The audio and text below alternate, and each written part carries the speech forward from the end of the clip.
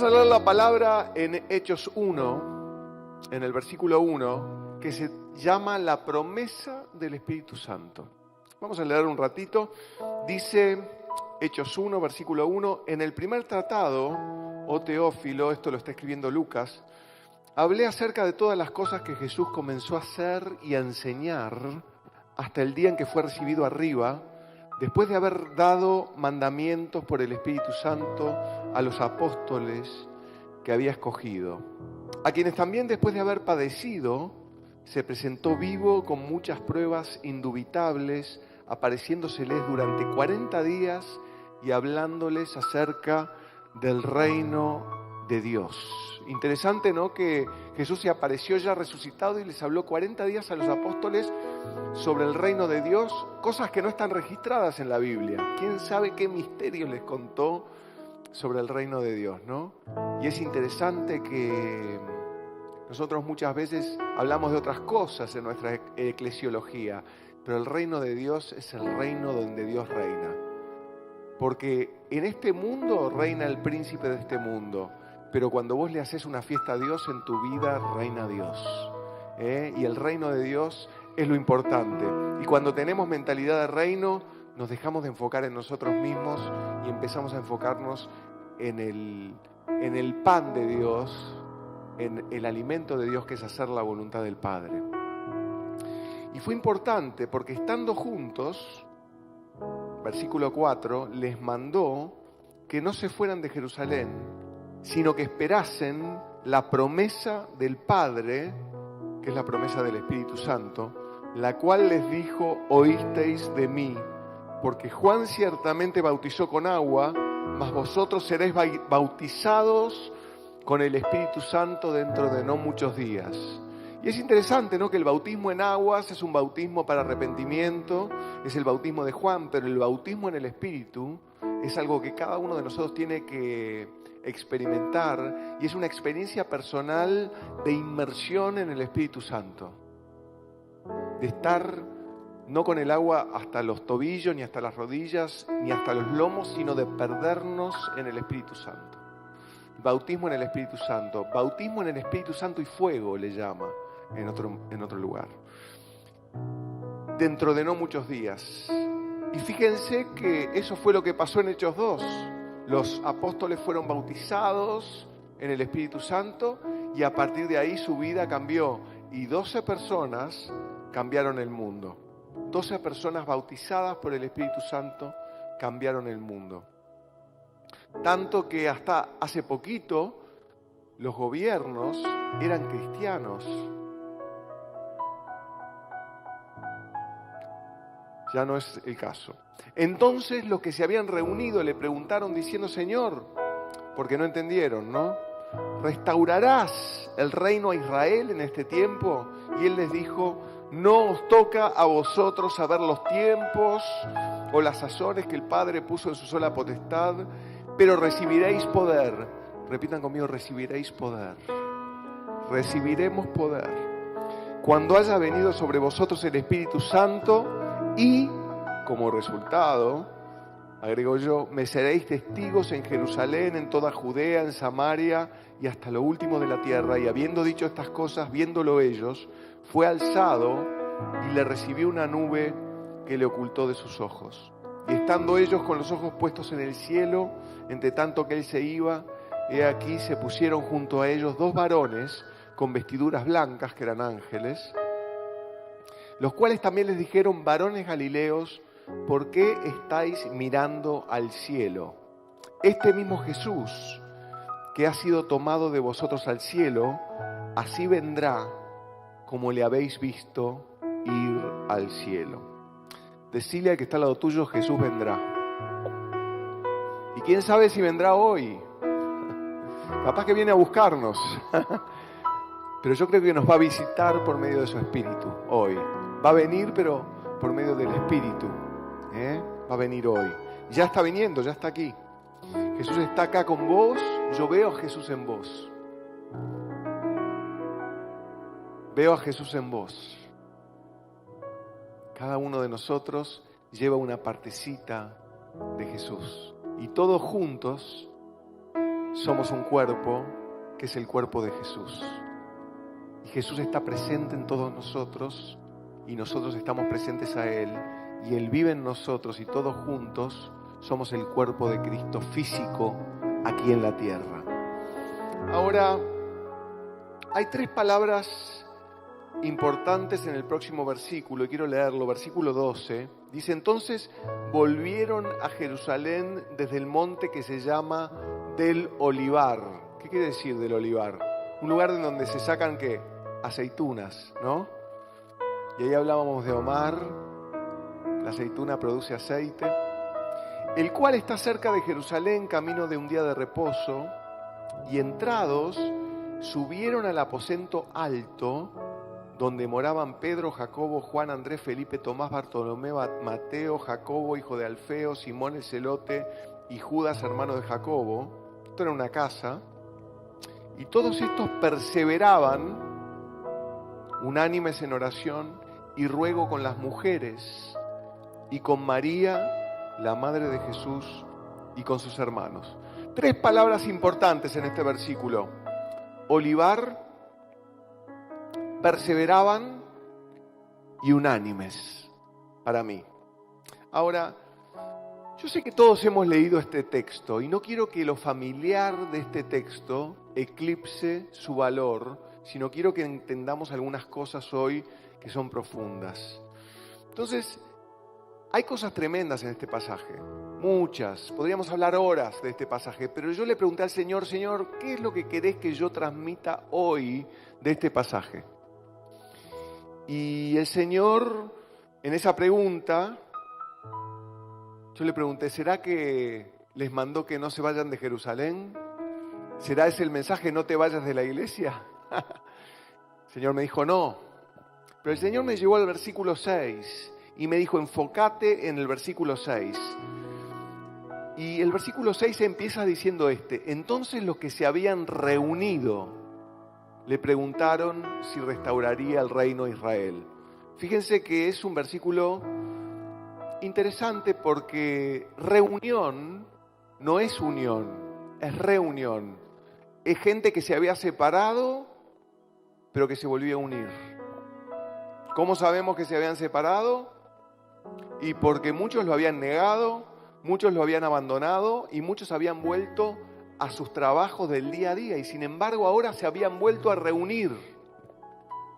Y eso nos ha pasado a nosotros también. Muchos nos habíamos separado, alejado, vino la pandemia, hubo que seguir. Yo la verdad estoy orgulloso de cómo, orgulloso es una fea palabra, pero ustedes me entienden lo que quiero decir, de cómo la iglesia pudo llevar adelante las reuniones a pesar de la pandemia, online o durante las reuniones por Zoom, o me acuerdo cuando éramos 20 acá, de repente, y decíamos: cuando 2 o 3 están reunidos en su nombre, el Señor está en medio de ellos. Y yo recordaba que siempre que he escuchado esa palabra, siempre suena a una excusa por la baja asistencia, ¿no? Cuando dos o 3 están reunidos en su nombre, pero ahí sí teníamos baja asistencia. Acuérdense que todo el año 2020, recién al final nos podíamos reunir de a 20 personas. Y después de nuevo vino el tema de la pandemia por la variante que se llamaba Delta y no nos podíamos reunir de nuevo y hubo que cerrar de nuevo y después recién nos dejaron llegar a 50. O sea que el año 2021 fue un año de volver a juntar los pedazos, ¿no?, de lo que era reunirnos. Pero hoy quiero hacer foco en esto que dice este versículo, que es la reunión, el poder de la reunión. Digan conmigo: los que se habían reunido. Y decirle al que está al lado tuyo: estamos reunidos. Estamos reunidos. Y hay poder en la reunión. Y fíjense el versículo 14. Dice: todos estos perseveraban unánimes. Unánimes quiere decir en una misma alma. O sea, en un mismo sentir. Perseveraban unánimes en oración y ruego con las mujeres y con María, la madre de Jesús, y con sus hermanos. Y esto es un versículo que concuerda con lo que dice Hechos 2:42, que dice: perseveraban en la doctrina de los apóstoles, en la comunión unos con otros, en el partimiento del pan y en las oraciones, ¿no? Y yo creo que eso es lo fundamental que hoy tenemos que hacer. Hay poder en el acuerdo. Decirle al que está al lado tuyo, hay poder en el acuerdo. Hay poder en el acuerdo. Hay poder en la unión. Hay poder en la reunión. Y quiero decirte esto. El crecimiento espiritual no es crecimiento en teología. ¿Queda claro? O sea, el crecimiento espiritual no es saber más sobre la palabra de Dios. ¿Cuántos saben eso? Levanten la mano. ¿Sabes cuándo te das cuenta que estás creciendo espiritualmente? Cuando reconoces quién sos como parte del cuerpo. Ahí estás, cuando entendés tu lugar en el cuerpo. Ahí es cuando creces verdaderamente espiritualmente. Cuando empezás a dejar tus prejuicios de lado y empezás a amar a las demás personas. Cuando empezás a dejar de lado toda pelea y toda disensión, eso es crecimiento espiritual. El crecimiento espiritual es cuando una persona elige no hacer sacrificios, sino misericordia. Eso es crecimiento espiritual, cuando uno se humilla para someternos los unos a los otros en el poder de Dios. Eso es crecimiento espiritual, cuando sobrellevamos las cargas los unos de los otros y así cumplimos la ley de Cristo. Lamentablemente en la eclesiología moderna se nos ha dicho que es más espiritual el que sabe más teología, pero eso no es verdad de ninguna manera y no debemos dejar que esa mentira entre en nuestros corazones, porque es buenísimo conocer teología, es buenísimo saber hermenéutica, es buenísimo saber doctrina, es buenísimo conocer la Biblia y saberla de memoria, no me malentiendan, y yo les aconsejaría conocer versículos de memoria para tenerlos a flor de piel porque es lo que necesitamos, pero eso no te hace más espiritual, porque los judíos, fariseos, también sabían la palabra, el Pentateuco de memoria. Y los musulmanes también saben el Corán de memoria, de repente. Y también oran, y también ayunan, y también van a cultos. Pero eso no los hace más. Después van y se inmolan con una bomba y matan a todo el mundo, ¿no? Y los fariseos mataron a Jesús y sabían toda la palabra. Conocían de memoria Génesis, Deuteronomio, Levítico, sabían todo. Sabían toda la ley mosaica, y sin embargo mataron a Jesús, no reconocieron la venida suya. A los suyos vino y ellos no le recibieron. Entonces el crecimiento espiritual no tiene que ver con saber, sino que tiene que ver con ser. No tiene que ver con conocer, sino que tiene que ver con ocupar tu lugar. Y por eso hoy estamos reunidos y quiero hablarte del poder del acuerdo.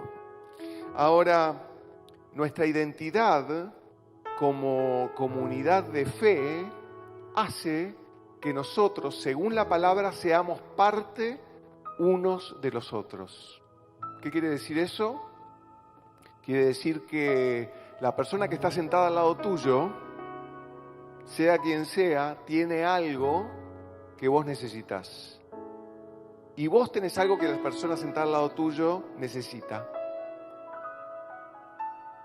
Sería bueno mirarlo o mirarla y decirle, tenés algo que yo necesito y vos tenés algo que... y yo tengo algo que vos necesitas. Estoy incompleto o incompleta sin vos. Y no vale decírselo si son un matrimonio, ¿no? Porque eso es obvio, la complementariedad es obvia. Pero estamos acá en la iglesia. A ver, desmitifiquemos un poco el asunto. La iglesia nunca debió haberse convertido en un show de un predicador que motiva a la gente según la palabra. Nunca. No debió tratarse nunca de un predicador.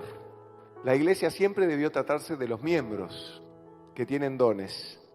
Por eso, todo este setup que tenemos, sillas donde todo el mundo se mira la nuca y una persona se para adelante y habla, está mal.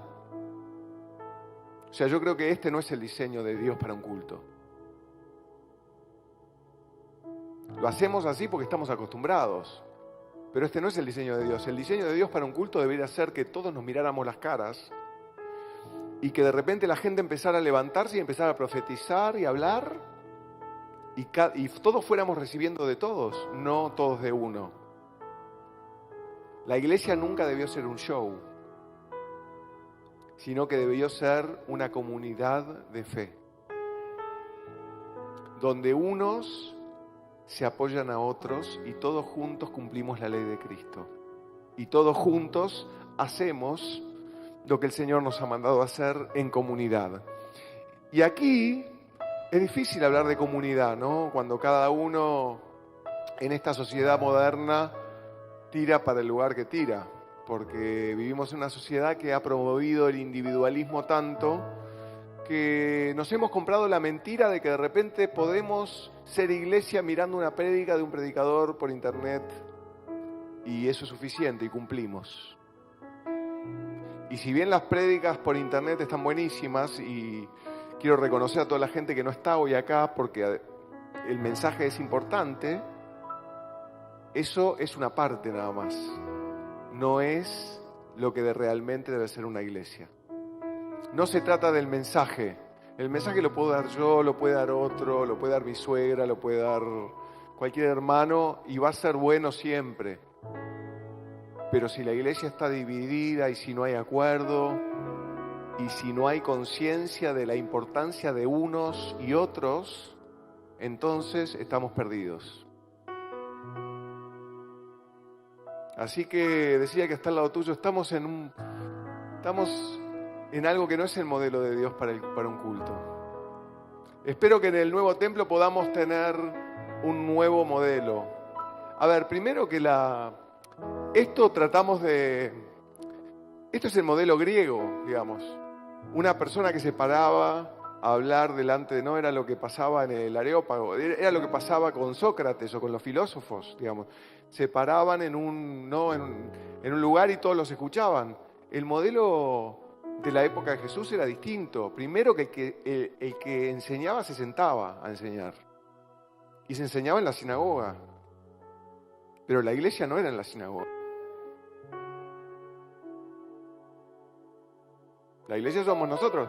La iglesia era en las casas. La iglesia no era en el templo, a pesar de que los apóstoles iban al templo, porque el antiguo pacto estaba por desaparecer, ¿no? Pero iban al templo en los momentos de ritos sacrificiales. Por ejemplo, Pedro y Juan iban ¿a dónde? A la Hermosa, ¿no? Eso era un templo. En el momento en que se sacrificaban animales. Sin embargo, Jesús ya había muerto, eso estaba próximo a desaparecer. Ellos iban y no había nada malo con eso, pero las iglesias verdaderas eran las casas. Cada mesa era un altar.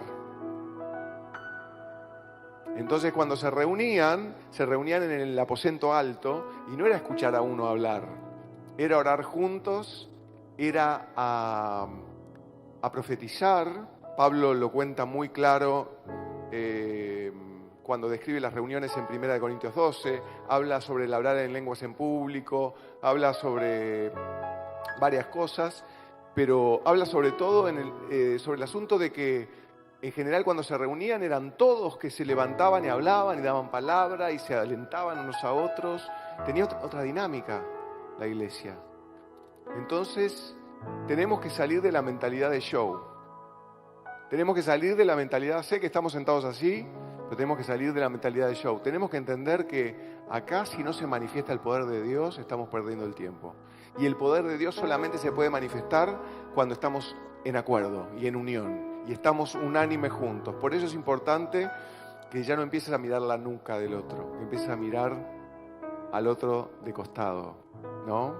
Y que empieces a ver al otro y a preguntarle cómo estás. Date vuelta ahora y decirle al otro, ¿cómo estás? Y decirle, paz del Señor, paz del Señor. Y decirle, te amo en Cristo, paz.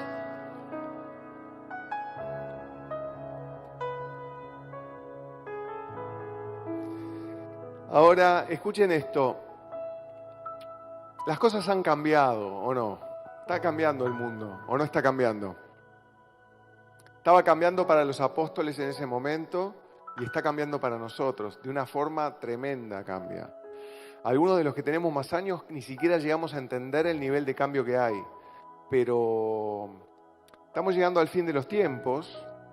Sabemos que si el Señor no viene la semana que viene, no va a pasar mucho. Ayer Estados Unidos derribó un globo que estaba volando sobre su espacio aéreo, que era chino. Hay una potencial guerra entre Estados Unidos y China que está ahí gestándose. Yo creo que la guerra entre Rusia y Ucrania es una especie de proxy. Proxy es como una especie de, bueno, de ejemplo para lo que puede llegar a ser una guerra a mayor escala.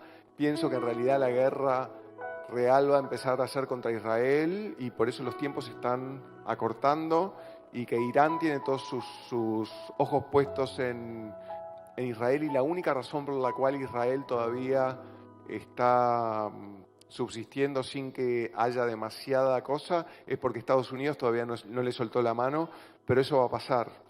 Y creo que nosotros hemos estado, cuando estuvimos en Tel Aviv, María y yo, ¿te acordás, María, que hubo una noche, hubieron 5 misiles que fueron disparados desde Palestina y hay un escudo antiaéreo y 4 de los misiles los agarraron en el aire, pero uno cayó y cayó como a 40 kilómetros de donde estábamos nosotros y mató una familia. O sea, desde Gaza disparan proyectiles todos los días y en Israel están acostumbrados y todo eso indica una cosa, que los tiempos se están acelerando y que el Señor va a venir pronto, ¿no? Y nosotros tenemos que estar preparados. Digan, tengo que estar preparado. No tengo que ser como la virgen insensata o las vírgenes insensatas que no estaban preparadas. Tenemos que tener el aceite listo, porque el Señor viene pronto. Pero también hay otra cosa. Tampoco tenemos que quedarnos sentados esperando a que el Señor venga, porque mientras nosotros esperamos que el Señor venga, el Señor está sentado esperando que sus enemigos sean puestos por estrado de sus pies. Entonces tenemos tarea que hacer. Si todavía estamos acá, es porque hay mucho que tenemos que hacer. Decime que está al lado tuyo, si estás acá, es porque todavía tenés mucho que hacer. O sea, sentido de la urgencia por un lado, y por otro lado confianza en que los tiempos finales están acortando. Y sabemos que estos son dolores de parto. Son guerras, rumores de guerras, pestes, hambrunas. Todo eso está pasando, incendios, fríos.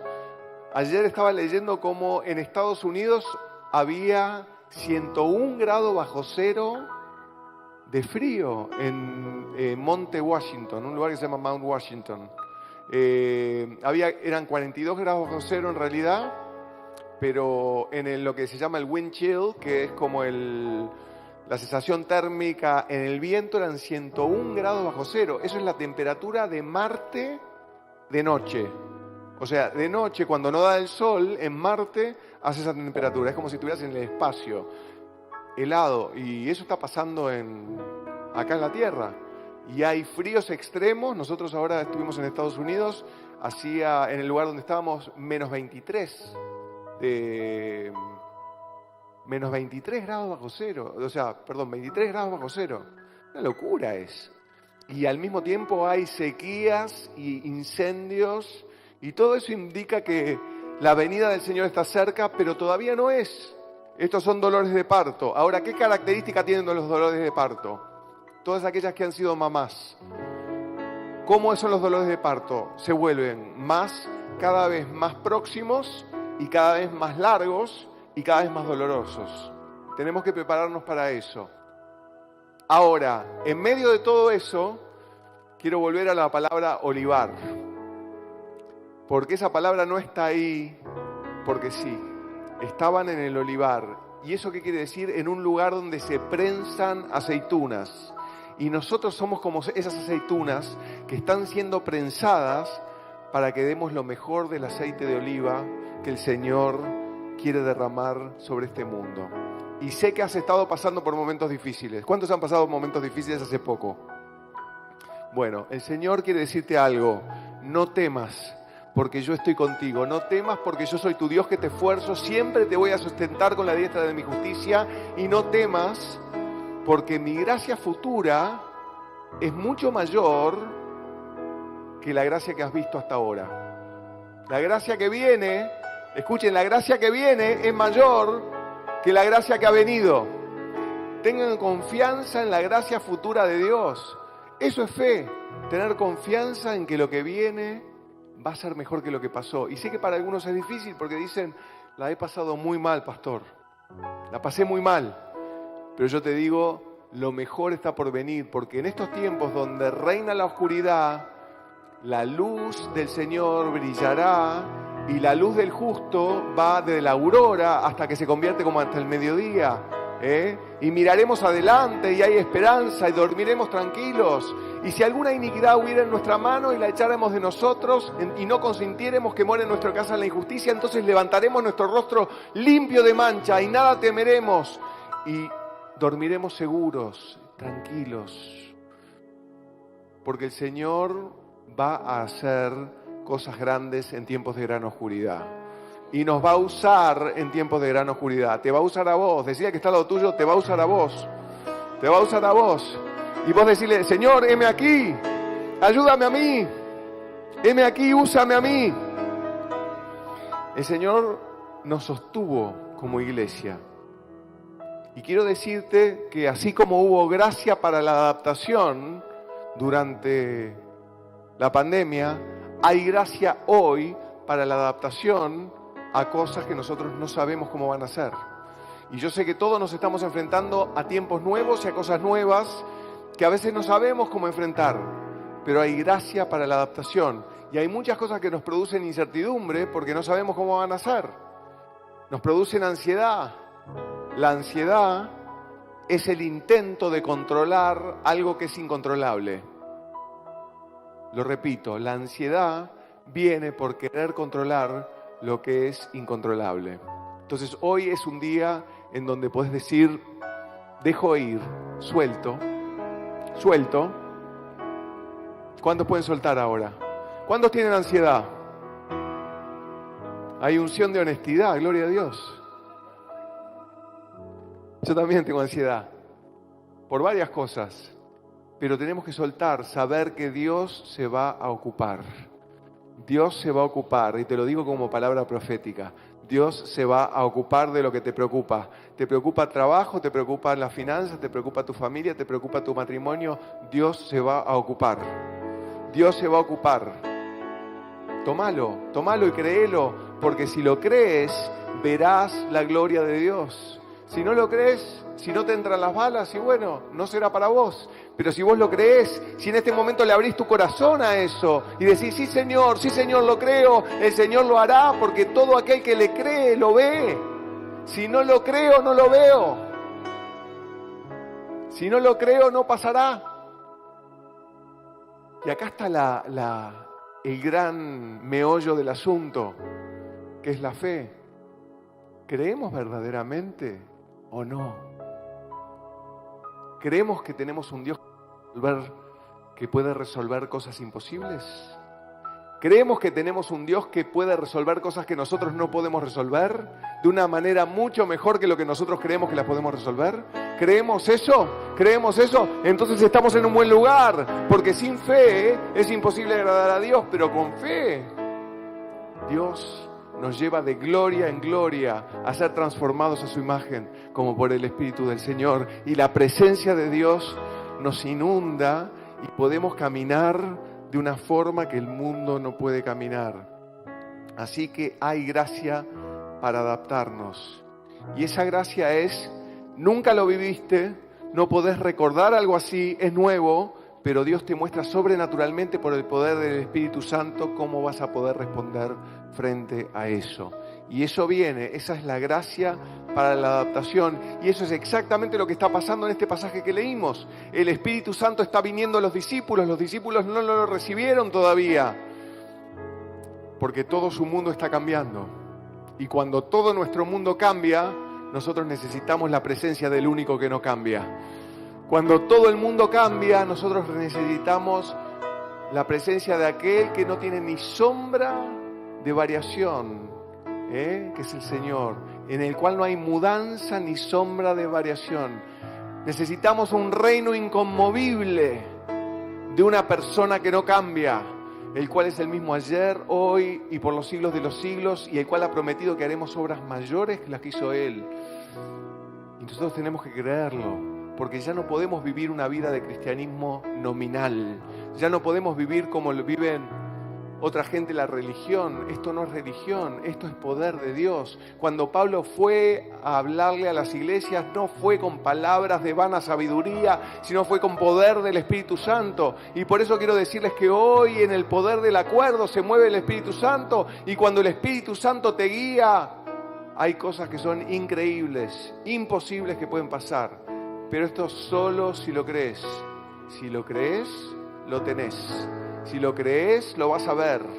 Si no lo crees, no lo tenés. Nuevo eslogan de Guayo. Vamos a ponerlo acá afuera. Si no lo crees, no lo tenés. Pero si lo crees, lo tenés. Por eso yo quiero hoy alentarlos a tener fe en la gracia futura de Dios.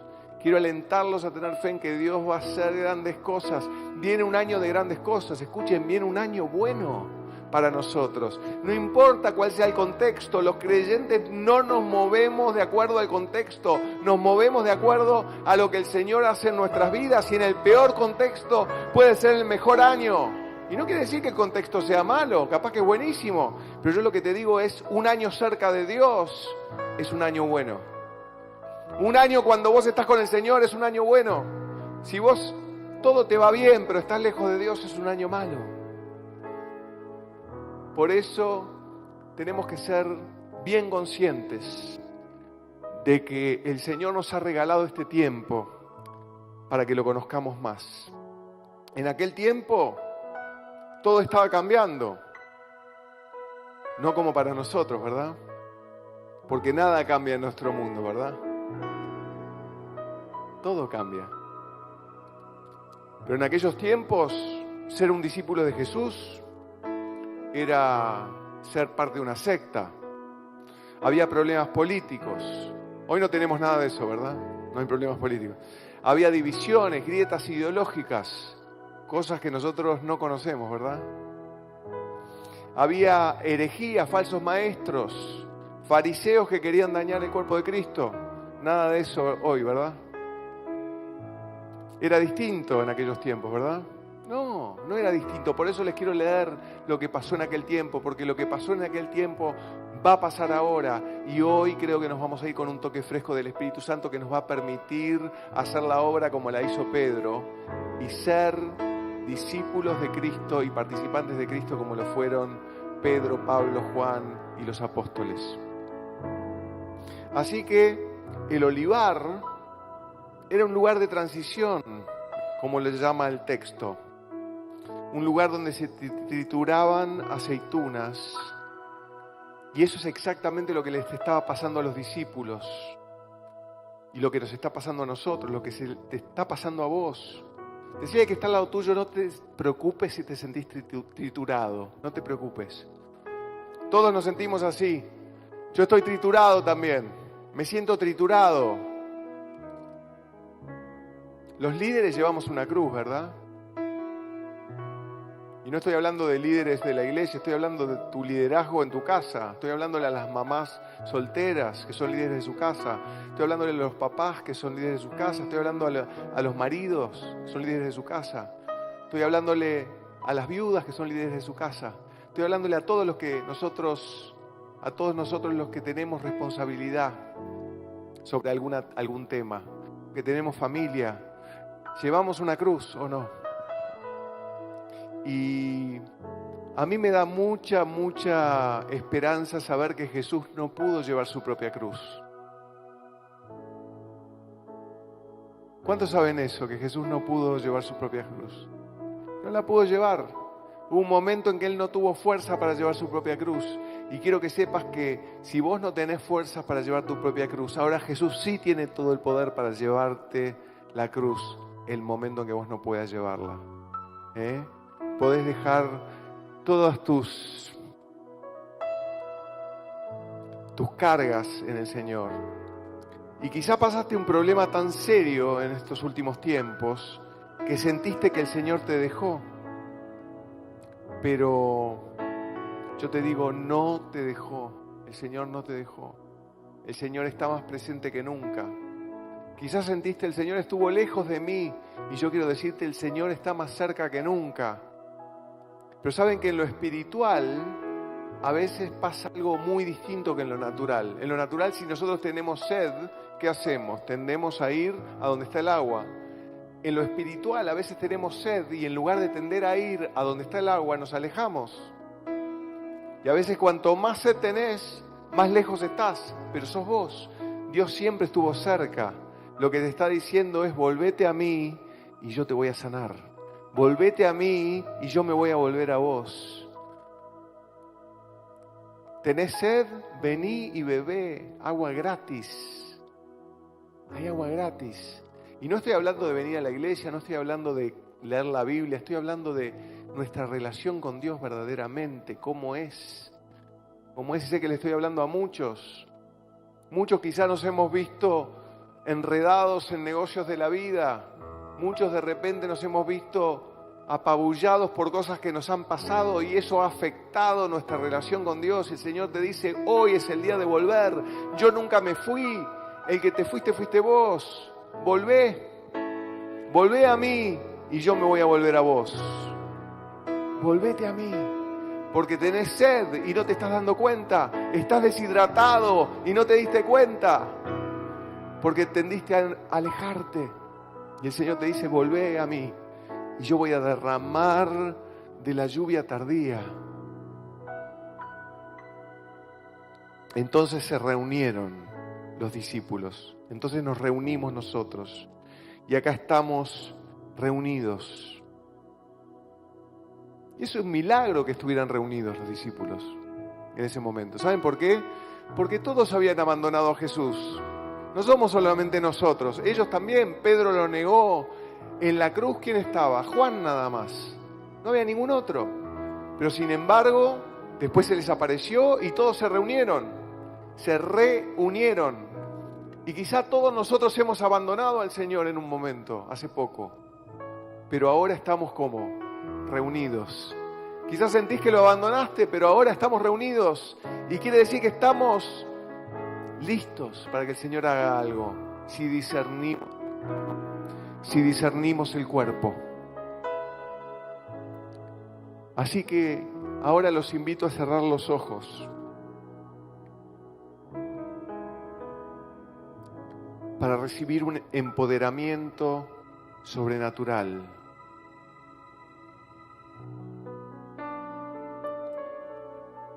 El Señor quiere ahora que te des cuenta de tu interconexión con el cuerpo. Quiero leerte una palabra rápidamente.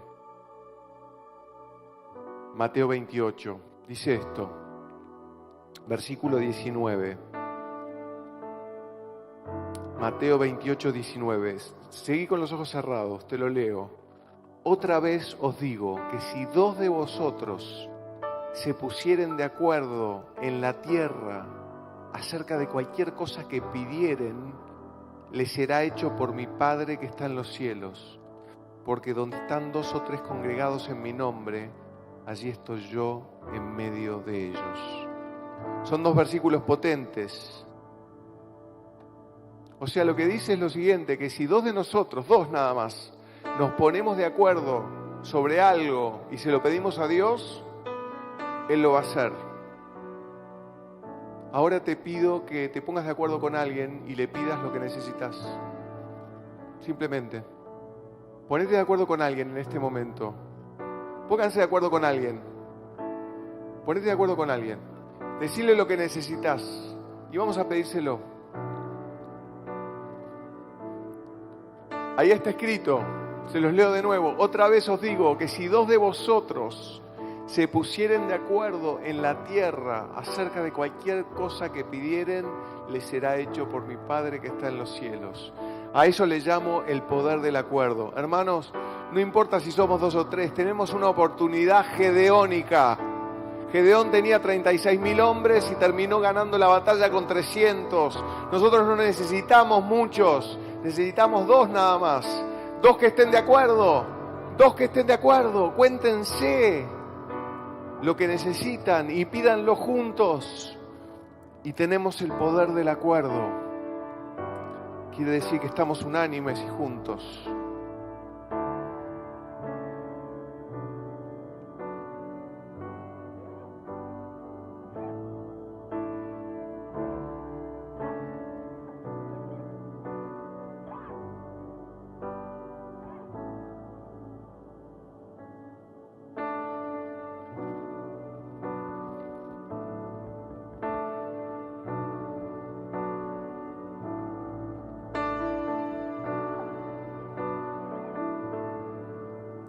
Oren juntos, oren juntos. No pierdan la oportunidad. Pónganse de acuerdo y oren juntos sobre lo mismo. No pierdan la oportunidad, el Señor lo está haciendo. El Señor está abriendo las ventanas de los cielos en este momento para que esa oración sea contestada. Él lo ha prometido en su palabra y Él no es hombre para mentir. Pónganse de acuerdo y oren.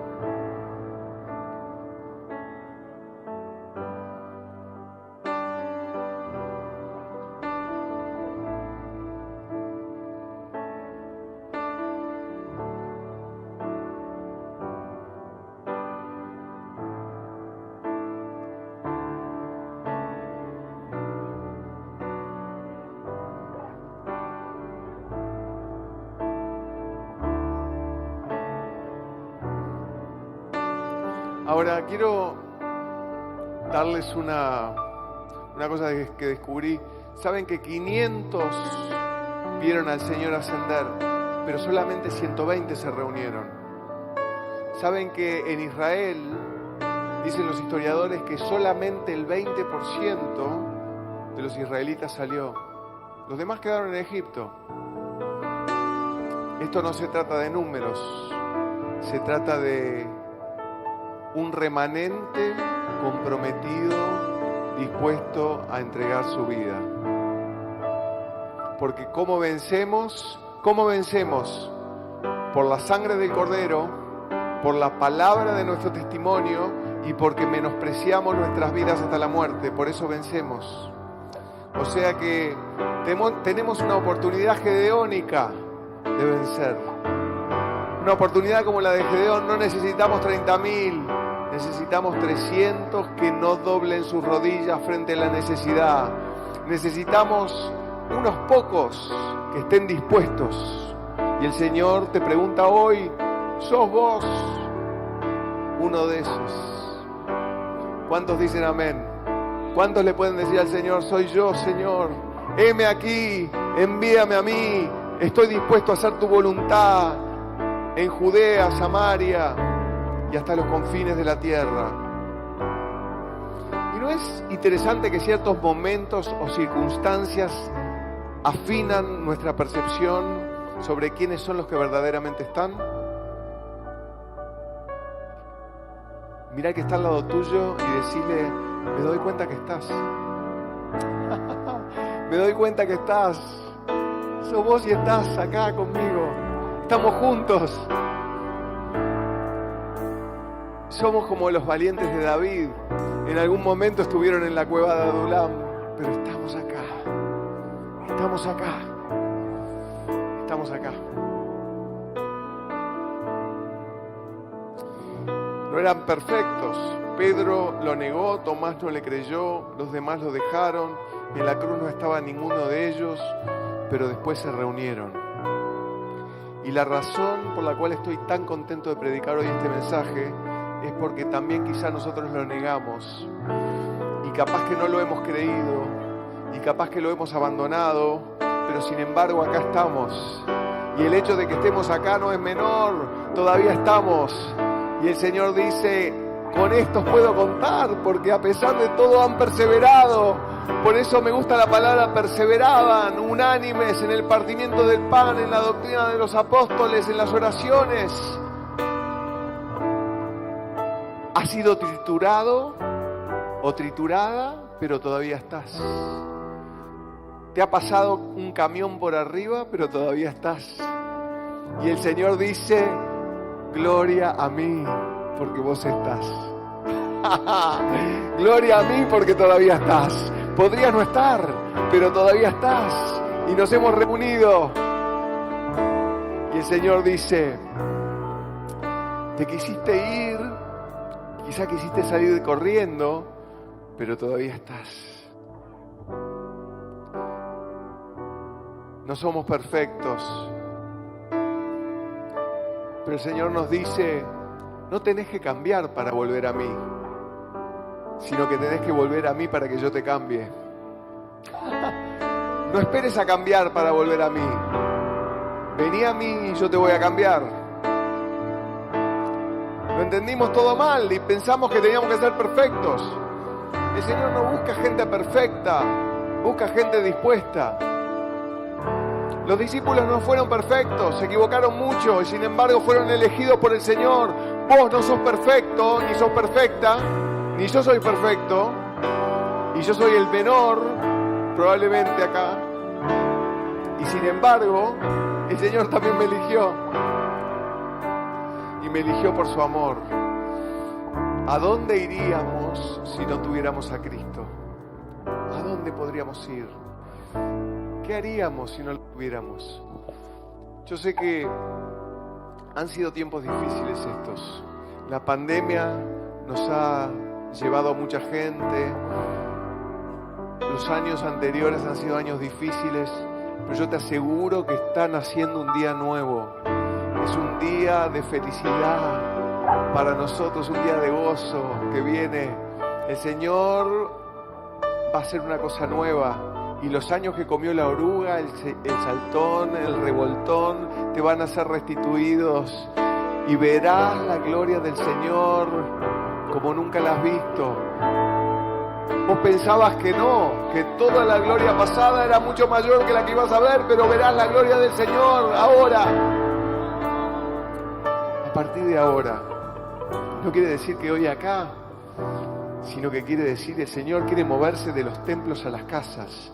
Y el Señor quiere moverse del domingo al lunes. Y el Señor quiere moverse de lo ritual a lo natural. De la religión a la relación. El Señor quiere que salgamos de la religión y que entremos en la relación verdadera. Y yo sé que todos tenemos una relación con Dios, no me malentiendan.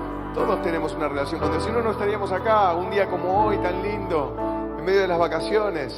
Que hay mucha gente de vacaciones. No, estamos acá porque tenemos un compromiso con el Señor. Y gloria a Dios por los pocos comprometidos que no han doblado sus rodillas frente a la necesidad y que hoy están acá para decirle al Señor, no importa, Señor, lo que haya pasado, vos sos el que das, sos el que quitas, vos sos el que das vida y el que matás. Vos sos el que destruís y derribás o el que edificás, pero yo estoy acá, estoy presente a ti, Señor, y no me enriedo en los negocios de la vida, sino que estoy presente a ti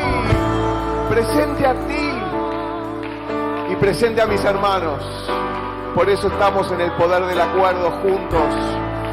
Y quizás nos hemos peleado en algún momento, quizás hemos tenido una diferencia, pero eso no impide que seamos miembros los unos de los otros, hijos de un mismo Padre, bautizados en el mismo Espíritu, llenos de la misma convicción de que Dios es Dios, nosotros hombres, y que Él puede hacer las cosas que nosotros no podemos hacer. Señor, permitime jactarme de mi condición. Vos sos Dios y yo soy hombre. Vos sos fuerte y yo soy débil. Y tu poder se perfecciona en mi debilidad. Permitime jactarme de mi condición. Vos sos perfecto y yo soy imperfecto. Vos sos luz y yo tengo lugares oscuros. Por eso te necesito, porque necesito que me hagas cabalmente perfecto sin que me falte nada. Señor, te necesito. Decirle, Señor, te necesito ahora. Te necesito, te necesito. Vamos a cantarle al Señor ahora y a decirle, te necesitamos, Señor. Y no permitiremos que el diablo nos confunda. No permitiremos que el enemigo nos saque de las cosas importantes.